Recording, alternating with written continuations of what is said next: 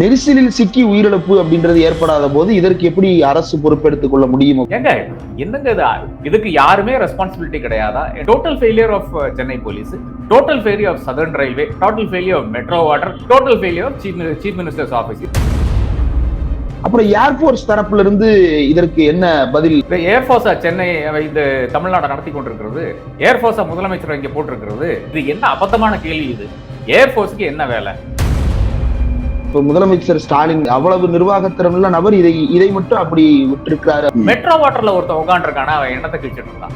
Chennai police இவ்வளவு ஒரு பெரிய படை இருக்கிறது, அந்த படை எங்க காணாமல் போயிடுச்சு, எங்க போயிடுச்சு?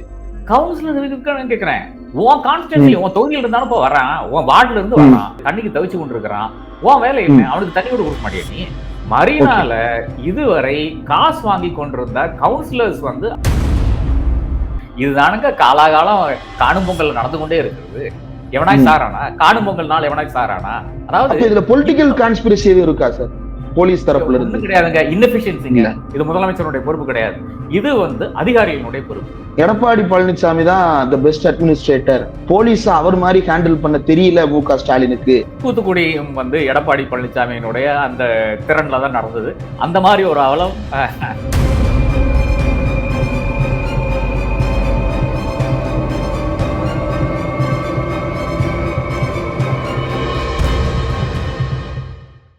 Welcome to on record. இன்றைக்கு நம்மோடு நேர்காணலுக்காக சிறப்பு விருந்தினராக பத்திரிகையாளர் திரு ஆர்.கே. அவர்கள் எழுந்திருக்கிறார். அவரோடு பேசலாம். சார் வணக்கம் சார். வணக்கம் சார். வணக்கம் சார். சார் நேற்று காலையில ஆரம்பிக்கும் போது உண்மையிலே ரொம்ப சந்தோஷமாக ஆரம்பித்தது. போறவங்க கூட எவ்வளவு பேர் போறாங்க பாருங்க அப்படின்னு சந்தோஷமா அந்த கூட்டத்தை எல்லாம் மகிழ்ச்சியா பார்த்து உள்ள போனாங்க. ஆனா வெளியே வரும்போது அந்த உணர்வு அப்படி இல்லாம போயிருக்கிறது. இது எப்படி பாக்குறீங்க சார்? இல்ல ஃபர்ஸ்ட்ல இருந்தே தவறு பண்ண ஆரம்பிச்சாங்கன்னு தான் பார்க்க வேண்டியதா இருக்கு. அதாவது இப்ப போலீஸ் அதிகாரிகள் எல்லாம் இப்ப ஒரு சிஎம் இருக்கிறாரு, ஒரு டெப்டி சிஎம் இருக்கிறாரு. ஒருத்தர் போய் அங்க செட்டில் ஆயிடுறாரு, ஒருத்தர் இங்க செட்டில் ஆயிடுறாரு. அதன் பின்னே சிட்டியை பாக்குறது யாருன்ற ஒரு கேள்வி இருக்குது இல்லையா? அதுலதான் எனக்கு பிரச்சனை நடந்துச்சுன்னு தோணுது. அப்போ என்னை பொறுத்தளவுல உயர் போலீஸ் அதிகாரிகள் என்ன செய்திருக்கணும்னு பாத்தீங்கன்னா, சிட்டி எப்படி இருக்குன்னு பாக்குறதுக்கு பதிலாக அவர்கள் என்ன செய்திருக்கிறான்னு பாத்தீங்கன்னா, நம்ம யார்கிட்ட போய் ஜெயிஞ்ச கடிக்கலான்னு போய் நிக்கிறாங்க போட்டுதான் எனக்கு புரியுது. ஏனென்றால் இந்த இது இருக்கு இல்லையா, அதாவது ஒரு சிட்டியில எங்க மூவ்மெண்ட் இருக்கிறது, எங்க மூவ்மெண்ட் இல்ல, எங்க பிரச்சனை நடக்குதுன்றது நிர்பயா ஃபண்ட்ஸ் ஒன்று இருக்கு, அதை பதிவு கூட போட்டிருக்கேன். நிர்பயா ஃபண்ட்ஸ்ல இருந்து ஃபர்ஸ்ட் என்ன பண்ணாங்கன்னு பாத்தீங்கன்னா, நிர்பயா ஃபண்ட்ஸ் வச்சு இதுதான் பண்ணாங்க. என்ன பண்ணாங்கன்னு பாத்தீங்கன்னா, எல்லா இடத்துலயும் கேமரா போட்டாங்க. எல்லா இடத்துலயும் கேமரா போட்டு 3 கண்ட்ரோலா இருந்தது ஒரு சிங்கிள் கண்ட்ரோலா கொண்டு வந்துட்டாங்க. அப்போ ஒரே இடத்துல ஒரு செல்போன்ல சிட்டியில் என்ன நடக்குதுங்கிறது ஒரு கமிஷனர் இருந்து, ஒரு டிஜிபியில இருந்து அனைத்து அதிகாரிகளுக்கும், சிட்டியில் இருக்கின்ற ஒரு ஜேசியில இருந்து, ஏங்க என்னங்க இது? Commissioner, additional commissioner, joint commissioner, deputy commissioner, additional commissioner, இந்த மாதிரி ஒரு பெரிய நிறைய ஐபிஎஸ் ஆபீசர்ஸ் இருக்காங்க. இவ்வளவு பேர் இருந்து கூட அவர்களுக்கு செல்போன்ல பார்க்கக்கூடிய விஷயம், அவர்களுக்கு தெரியும் கூட்டம் எங்க குவியுது, எங்க வருது, எந்த அளவுக்கு வரும் என்று ஒரு எஸ்டிமேஷன் தாராளமாக தெரியும். இப்ப அதுக்கு முன்னத்த நாள்ல சொல்லிட்டு இருந்தாங்க, என்னது 1.5 மில்லியன் பீப்புள் வருவாங்க, 15 லட்சம் ஆளுங்க வருவாங்கன்னு சொல்லிட்டு இருந்தாங்க. அந்த அளவுக்கு தான் வரல, நிச்சயமா வரவில்லை. ஒரு 3-4 லட்சம் பேருக்கு தான் பார்க்க வேண்டியதா இருக்கிறது. அப்படி இருந்தால் கூட மரீனா அது ஹோல்டு பண்ணுங்க. மரீனா என்பது ஒரு 5.5 கிலோமீட்டருக்கு இங்கிருந்து இந்த நம்மளுடைய அந்த கலங்கரை உலகத்திலிருந்து ஆரம்பிச்சு எம்ஜிஆர் சமாதி வரையா இருக்கின்ற அந்த இடம் பாத்தீங்கன்னா, அது it can easily hold 1 million people. Easily, ரொம்ப சாதாரணமா ஹோல்ட் பண்ணக்கூடிய ஒரு இடமா இருக்கிறது. கொஞ்சம் இடம் அப்கோர்ஸ் இதனுடைய ஏர்போர்ஸ்னுடைய அந்த எக்ஸசைஸ்க்காக வேணும். அப்ப இவர்கள் இதை பார்த்தும் தவற விட்டார்களா என்ற அந்த கேள்வி நிச்சயமாக என் முன்னால் இருக்கிறது. அப்ப என்னத்தை செய்து கொண்டிருந்தார்கள் என்ற அந்த கேள்வி இருக்கிறது. இதுக்கு யாருமே ரெஸ்பான்சிபிலிட்டி கிடையாதா என்ற அந்த கேள்வியும் இருக்கிறது. இது ஒரு பக்கம். அடுத்ததாக இவரை கண்காணிக்கின்ற ஒரு ஹோம் டிபார்ட்மெண்ட் ஒன்று இருக்கிறது. அந்த ஹோம் டிபார்ட்மெண்ட் என்ன செஞ்சு கொண்டு இருக்கிறது? அவர்களுக்கு ஒரு இதுவும் கிடையாதா, ஒரு ரெஸ்பான்சிபிலிட்டியும் கிடையாதான் இருக்கிறது. அப்ப கீழ்மட்டத்திலிருந்து ஆரம்பித்துக் கொண்டு ஒவ்வொரு போலீஸ் ஸ்டேஷன்லயும் நாம் பார்த்திருக்கோம் இந்த சிசிடிவி கேமராஸ் அவங்களுடைய அந்த கண்ட்ரோல் ஏரியாஸ். அப்ப 100க்கும் மேற்பட்ட போலீஸ் ஸ்டேஷன் சென்னையினுடைய அருகில் இருக்கின்ற, சென்னையில் இருக்கின்ற அத்தனை போலீஸ் ஸ்டேஷன்ல சிசிடிவி கேமராஸ் இருக்கிறது. அதுல ரோட்ல இருந்து ஃபீட் வந்து கொண்டே இருக்கிறது. அப்போ ஒரு போலீஸ் ஸ்டேஷனும் இதை கண்காணிக்கவில்லையா? ஒரு போலீஸ் ஸ்டேஷன் இதை பிளாக் பண்ணவில்லையா? அதற்கு மேலே இருக்கின்ற அந்த இன்ஸ்பெக்டர் ஆனாலும் சரி, ஏசிஸ் ஆனாலும் சரி, இந்த ஏசிஸ் எல்லாம் அதை கவனிக்கவில்லையா? அதை தாண்டி ஒரு டிராஃபிக்னு ஒரு சிஸ்டமே இருக்குது இல்லையா? டிராஃபிக் கண்ட்ரோலுக்கு ஒரு சிஸ்டம் இருக்கிறது. அதுக்கு ஒரு ஜேசி இருக்கிறாரு. ஒரு பெரிய ஒரு செட்டப்பே இருக்கிறது. அவர்கள் என்ன செய்து கொண்டிருந்தார்கள்? அப்போ பல விதத்துல வந்து நமக்கு வந்து இது இது ஃபெயிலியர் அட் மல்டிபிள் லெவல்ஸ் கூட கிடையாது. இது வந்து ஏறத்தாழ ஏதோ ஆகி போயிரட்டும். அதாவது ஒரு பீகார் தோற்றம் அளிக்குதுங்க எனக்கு இதை பார்த்தோன்னே. ஏதோ எக்கேடோ கெட்டு போயிருக்கு, நமக்கு என்ன, நமக்கு வந்து சம்பளம் வருது, நமக்கு ஒரு பிரச்சனையும் கிடையாது என்ற ஒரு தொனியில் வந்து ஒரு என்டையர் போலீஸ் போர்ஸ் செய்யாவிட்டால் நிச்சயமாக நேற்றைய அந்த அவலம் நடந்திருக்காது.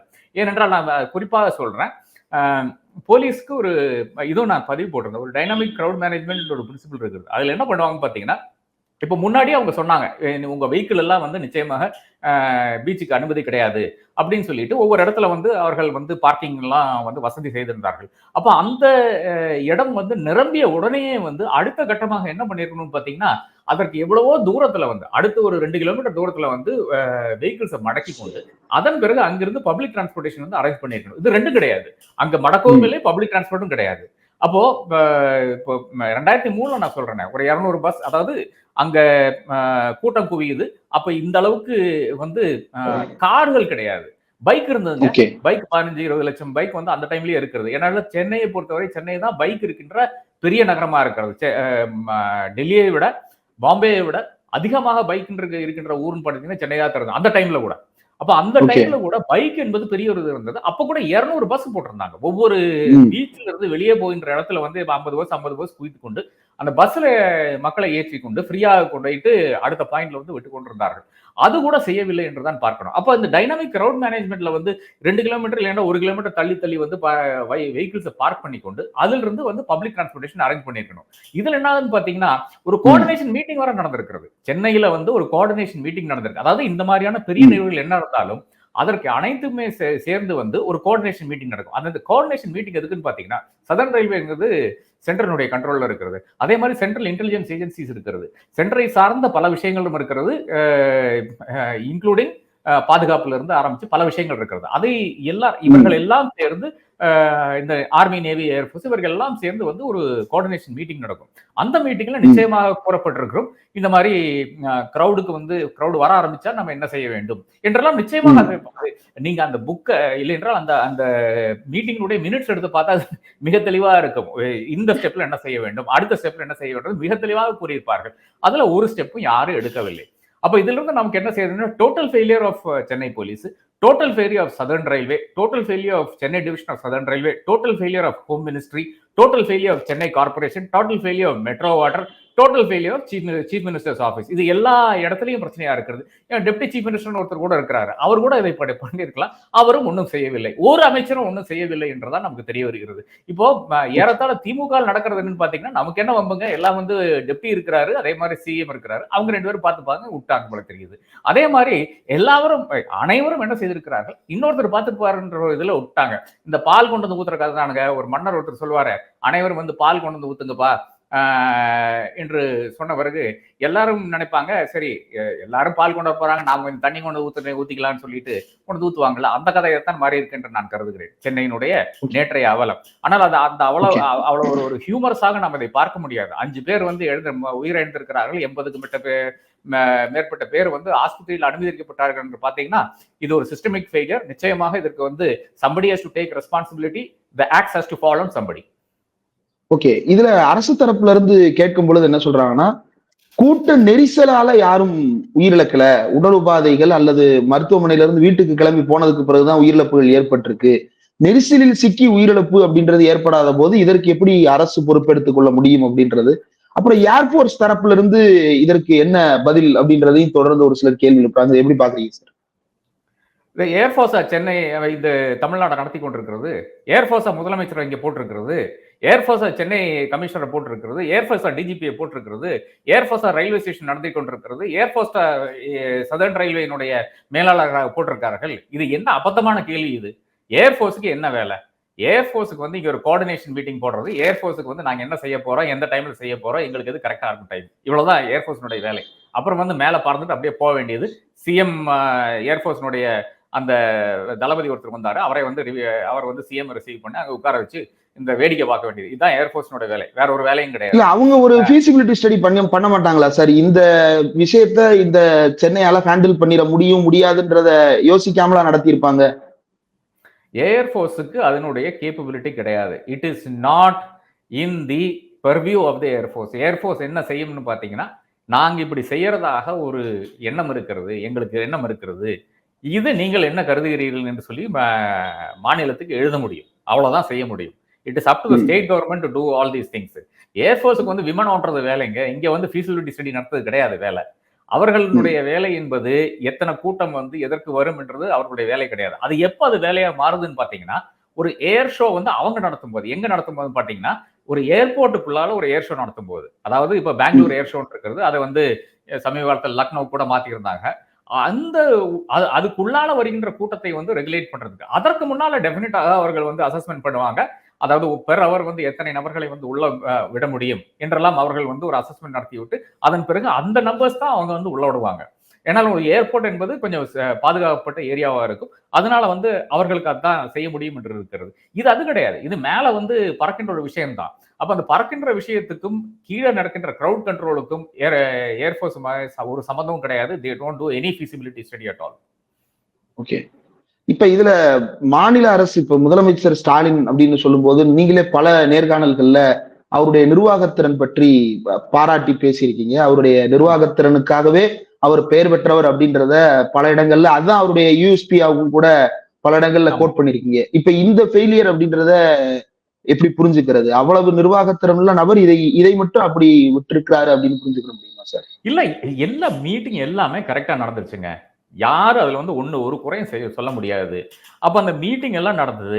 அவரவர்கள் வந்து அவரவர்களுடைய பணிகள் செய்தார்கள். இப்ப முதலமைச்சர் போய் நின்று டிராபிக் ரெகுலேட் பண்ண முடியாது. முதலமைச்சர் போய் நின்று வந்து ஒரு கேமரால இருந்து கண்காணிக்க முடியாது. முதலமைச்சர் போய் நின்று கொண்டு தண்ணி ஒவ்வொருத்தருக்காக நின்று வழங்க முடியாது. இதெல்லாம் ஒவ்வொரு டிபார்ட்மெண்டோட வேலை தானே. மெட்ரோ வாட்டர்ல ஒருத்தன் உட்காந்துருக்கானே, அவன் எண்ணத்தை கிழிச்சிட்டு இருந்தான். கார்பரேஷன்ல ஒருத்தர் உட்காந்துருந்தானே, அவன் எண்ணத்தை கிழிச்சிட்டு இருந்தான். சென்னை போலீஸ்ல ஒருத்தர் உட்காந்துருக்கானே, அவன் எண்ணத்தை கிழிச்சிட்டு இருந்தான். சென்னை போலீஸ் இவ்வளவு ஒரு பெரிய பெரிய படை இருக்கிறது. அந்த படை எங்க காணாமல் போயிடுச்சு, எங்க போயிடுச்சு? இதெல்லாம் தான் கேள்வியா இருக்கிறது. அப்ப என்னை பொறுத்தவரையில அந்த ஒரு ஈவெண்ட்டுக்குள்ளால சிஎம்முக்கு அந்த இன்ஃபர்மேஷன் செல்லவில்லை என்றுதான் எனக்கு தெரிகிறது. அதாவது அவர் வந்து அங்க போய் சேர்ந்தாரு. சேர்ந்த பிறகு அவருக்கு அந்த என்ன நடக்குது என்று, வெளியே என்ன நடக்குதுன்னு இன்ஃபர்மேஷன் போடவில்லை. அப்போ அந்த இன்ஃபர்மேஷனை வந்து அவர்கள் வந்து தடை செய்கிறார்கள். அப்ப இது ஒரு பெரும் பிரச்சனையாக நான் பார்க்கிறேன். இரண்டாவதாக, இது தெரிந்த பிறகு அவர் என்ன செய்தார்னா, இதுவரை வந்து சிஎம் கிட்ட இருந்து ஒரு கண்டோலன்ஸ் ட்வீட் இன்னும் வரவில்லை. 5 பேர் மறைந்து விட்டார்கள். கனிமொழி கூட ஒரு ட்வீட் போட்டிருக்காங்க. அதன் பிறகும் சிஎம் கிட்ட இருந்து ஒரு ட்வீட் வரலன்னு பார்க்கும்போது, இல்லை என்றால் ஒரு வருத்தம் வரலை என்று பார்க்கும்போது, நிச்சயமாக இது வந்து வேதனைக்குரிய விஷயமாகத்தான் இருக்கிறது. 5 பேர் ஏதோ பார்க்க வந்த நபர்கள் நெரிசலில் சிக்கி எல்லாம் யாரும் சாகலைங்க. அது யாரும் சொல்லவே இல்லை. நெரிசலில் சிக்கி செத்தாருன்னு சொல்றது வந்து அபத்தமான விஷயம். இந்த எக்ஸாஷன்னால, தண்ணி கிடைக்காதனால, அதாவது ஏற்கனவே இருக்குங்க, ஏற்கனவே ஹார்ட் கண்டிஷன் இருக்கும், ஏதோ ஒரு லங் கண்டிஷன் இருக்கும். இப்ப வந்து நீங்க அந்த 5 பேரையும் வந்து நீங்க வந்து பிரேத பரிசோதனை செய்து அதுல இருந்து என்ன ரிசல்ட் வரும்னு பாத்தீங்கன்னா, எக்ஸிஸ்டிங் ஹார்ட் கண்டிஷன் வரும், எக்ஸிஸ்டிங் கிட்னி கண்டிஷன் வரும், ஏதோ ஒரு கண்டிஷன் வரும். அப்ப கடைசியில வந்து இப்ப எந்த ஒரு மரணத்துக்கும், அதாவது எந்த ஒரு மரணத்துக்கும் கடைசியில எப்படி சாவாங்கன்னு தெரியுமா? ஹார்ட் வந்து நின்று போயிருங்க, அப்பதான் சாவாங்க. அப்ப reason for the death is heart attack என்று சாதாரணமாக ஒரு டாக்டர் வந்து எழுதிட்டு போயிடலாம். ஆனா மனசாட்சி இருக்கிற டாக்டர் வந்து அப்படி எழுத மாட்டான். இந்த மாதிரி தண்ணி இந்த பாடியில் இல்லவே இல்லை, அதனால வந்து it is induced different reaction, அப்படிமான இருக்கிற விஷயங்கள் வந்து சொல்லுவார்கள். இது முழுக்க முழுக்க வந்து சென்னை மெட்ரோ வாட்டர்னுடைய ஃபெயிலியர், சென்னை கார்பரேஷனுடைய. சரிங்க, நான் கேட்கிறேன், அவ்வளோ கடைகள் இருந்தது, அதெல்லாம் அகற்றானுங்களே, இப்போ மறுபடியும் அந்த கடைகளை அதுல இருந்து வசூல் யாருக்கு வந்துட்டு இருந்தது? அவனுக்கு எங்க போனாங்க? கவுன்சிலருக்கு தானே வசூல் வந்துட்டு இருந்தது. அவனுக்கு எங்க போனாங்கன்னு கேக்குறேன் நான். அப்ப அவங்க இன்னொரு டவுட் சார், அந்த பீச் ரோடு அப்படின்றதுல வந்து அங்க இருக்கக்கூடிய சின்ன சின்ன அந்த பெட்டி கடைகள், அதாவது பான் ஷாப்ஸ் மாதிரி இருக்கக்கூடிய சின்ன சின்ன கடைகள் தான் பீச் ரோட்ல இருக்கிறது. அதை தாண்டி கடைகள் அப்படின்னா ட்ரிப்ளிகேன் பக்கத்து வரும்பொழுதுதான் கடைகள் இருக்குது இல்லையா சார்? கிடையாது. பீச்ல இருக்கிற கடைகள்ங்க. பீச்ல வந்து நான் இந்த நகரத்துக்கு வரும்போது 1991ல சென்னை சிட்டிக்கு வந்து நான் வந்து இன்டர்னா வரும்போது, ஒரு காந்தி சிலை கிட்ட ஒரு 10 கடை இருக்கும். எம்ஜிஆர் சமாதி இருக்கு இல்லையா, அதுக்கு அருகில் பெரிய ஒரு லைனாக ஒரு கடைகள் இருக்கும். ஒரு 100 கடைகள் அங்க இருக்கும். அப்புறம் வந்து இந்த ட்ரிப்ளிகேன் சைட்ல எல்லாம் கடைகளே கிடையாதுங்க. இப்ப இந்த ரெண்டே இடத்துல மட்டும் தான் கடைகள் இருக்கும். அதை தாண்டி இன்னைக்கு என்ன இருக்குன்னு பாத்தீங்கன்னா, பீச்ல எம்பாடும் வந்து ஏறத்தாழ ஒரு 1,00,000 கடைகள் வந்துருச்சு. இந்த 1,00,000 கடைகள் இருந்து வருமானம் வர்றது யாருக்கு? கவுன்சிலருக்கு வருதா? இல்ல ஏஇக்கு வருதா? ஏஇ ஸ்கொயருக்கு வருதா? ஜேஇ வருதா? இந்த கேள்வி இருக்கு இல்லையா? அப்ப இதையெல்லாம் இந்த வந்து கூட்டத்துல வந்து அந்த கடைகள் திறந்திருந்தால் அந்த கடைகளுக்கான பாதுகாப்பு அப்படின்றதுமே பெரிய கேள்வி இருக்குல்ல சார் அது. இல்ல. அது நான் வந்து அது அது அந்த பக்கமே வரல. நான் வந்து இந்த கடைகள்லாம் மூடி அந்த கடைகள்லாம் அகற்றப்பட்டன. ஓகே. ம். இதான் ம். சொல்றேன். அதிலிருந்து வருமானம் எவனோ ஒருத்தனுக்கு வந்துட்டு இருந்தது இல்லையா? இந்த இந்த இந்த பெரிய ஒரு கும்பலுக்கு வந்துட்டு இருந்தது இல்லையா? அப்ப இந்த கும்பலினுடைய ரெஸ்பான்சிபிலிட்டி அதோட முடிஞ்சிருமா? இல்ல இப்ப அடுத்ததாக அங்க கடை போடுற வரும்போது, அவர்களுக்கு மறுபடியும் அவர்கள்ட்ட இருந்து காசு வாங்கி, மாமூல் வாங்கிட்டு கடை போடுறது மட்டும் தான் இவருடைய வேலை. இதுதான் கேள்வி. கடைகள் இருந்தது. கடைகள் மூடப்பட்டன, அகற்றப்பட்டன. இனி மறுபடியும் கடை வரப்போகுது. அதிலிருந்து வசூல் வாங்குறது மட்டும் தான் இவர்களுடைய வேலையா என்று நான் கேட்கிறேன். அப்ப பீச்சுக்கு நீங்க போறதுக்கு இது மட்டும் தான் வேலையா? அப்ப உங்களுக்கு தெரியாதா? சிட்டில எவ்வளவு 200 கவுன்சிலர் இருக்கானா? 200 கவுன்சிலருக்கும் எவ்வளவு கூட்டம் வரும்னு தெரியாதா? அவர்கள் எல்லாம் பீச்சில் இருந்தாங்களா இல்லையா? இதுதானுங்க பெரிய இந்த இந்த நாட்டினுடைய சாபக்கேடே பாத்தீங்கன்னா, லோக்கல் கவர்னன்ஸ்ல இருக்கின்ற எலெக்டட் அபிஷியல்ஸ் தான். ஏனென்றால் அவர்கள் காசு கொடுத்து ஓட்ட வாங்குறாங்க. அதன் பிறகு வந்து அந்த காசு எல்லாம் வந்து இங்கிருந்து வந்து எடுக்க பாக்குறாங்க. அதே மாதிரி அவர்கள் அவர்களுடைய தலைவர்களுக்கு வந்து கட் அவுட் வைக்கிறதுல இருந்து அதை ஆரம்பிச்சு கூட்டம் போடுறதுல இருந்து ஆரம்பிச்சு எல்லாத்துக்கும் வந்து செலவு பண்றாங்க. அப்ப அந்த வருமானம் எல்லாம் இங்கிருந்து எடுக்கணும்னு பாக்குறாங்க. என்னை பொறுத்தளவுல வந்து இந்த ஒரு இப்போ மெட்ரோ வாட்டர்ல அப்கோர்ஸ் அதிகாரிகள் வந்து ஒண்ணும் பண்ண மாட்டாங்கன்னு வச்சுங்களேன். கவுன்சிலர் இருக்கான்னு கேட்கிறேன். உன் கான்ஸ்டிடன்சி உன் தொகுதியில் இருந்தாலும் இப்போ வரான், உன் வார்டுல இருந்து வரான். அவன் வந்து இங்க வந்து தண்ணிக்கு தவிச்சு கொண்டு இருக்கிறான். உன் வேலை என்ன? அவனுக்கு தண்ணி கூட கொடுக்க மாட்டியா நீ? அது நீங்க பண்ணிருந்தாலே போறேன்னு சொல்றேன். மரீனால இதுவரை காசு வாங்கி கொண்டிருந்த கவுன்சிலர்ஸ் வந்து அங்க தண்ணி தொட்டிகள் ஏற்படுத்தினாலே போதும்னு சொல்றேன்.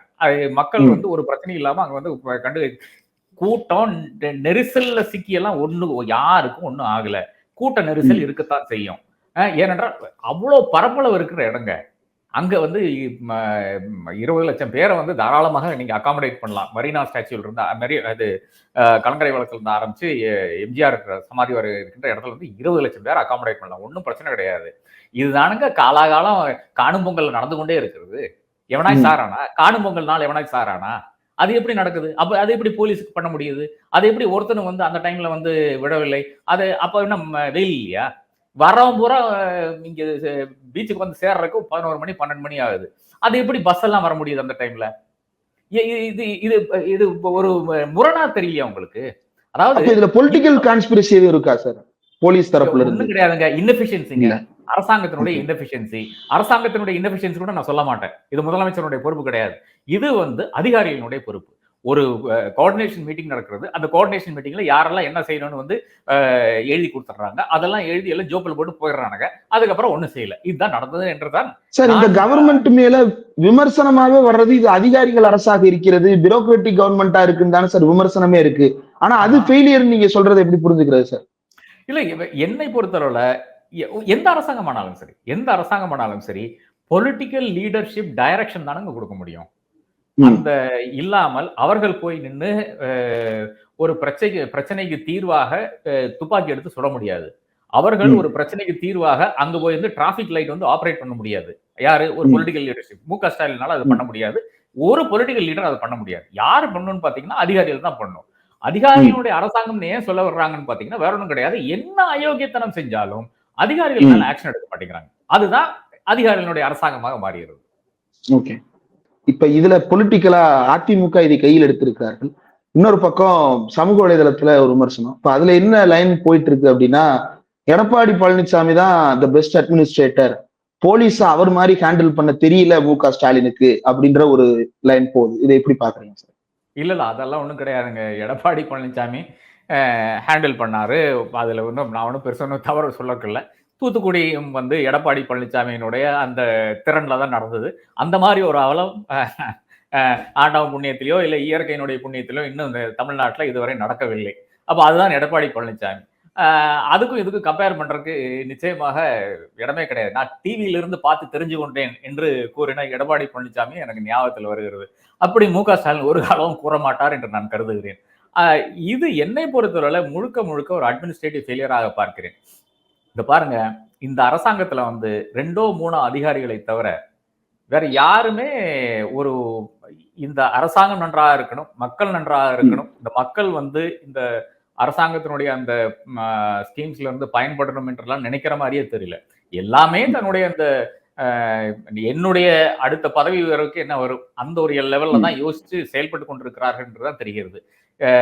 அதனால என்ன ஆகுதுன்னு பார்த்தீங்கன்னா, யங் ஆஃபீசர்ஸும் அதே ஒரு லைன்ல வந்து நகர ஆரம்பிக்கிறாங்க. இதுதான் இந்த ஆட்சியினுடைய அவலமாக பார்க்கிறேன். இது தமிழகத்துக்கு மட்டும் ஒரு தனித்துவம் கிடையாது. இது இப்ப ம். ஏறத்தாழ இந்தியா பூரா இப்படித்தான் இருக்கிறது. இது ம். ஏறத்தாழ என்னை பொறுத்தளவு நரேந்திர மோடியினுடைய கான்ட்ரிபியூஷன் தான். Indian okay. பியூரோகிரசிக்கு இருக்கிற கான்ட்ரிபியூஷன் பார்த்தீங்கன்னா, இந்த அரசியல் கட்சிக்கு ஒத்தாசை செய்யுங்க. நான் வந்து உங்களுக்கு வந்து ஹெல்ப் பண்றேங்கிற மாரி தான். மாதவி புக் என்ற அந்த பெண்மணி வந்து இன்னும் ஏன் செவியில உட்கார்ந்து கொண்டிருக்கிறார்கள், இவ்வளவு ஊழல் செய்தவர்கள்னு பார்த்தீங்கன்னா, வேற ஒண்ணும் கிடையாது. நரேந்திர மோடிக்கு ஒத்தாசை செய்து கொண்டிருக்கிறார்கள் என்ற ஒரே ஒரு காரணத்துக்காகத்தான். நீங்க என்ன ஊழல் வேணா செய்துங்க. எனக்கு ஒரு பிரச்சனையும் கிடையாது. அதானி மேல இன்வெஸ்டிகேஷன் மட்டும் பண்ணாதீங்க.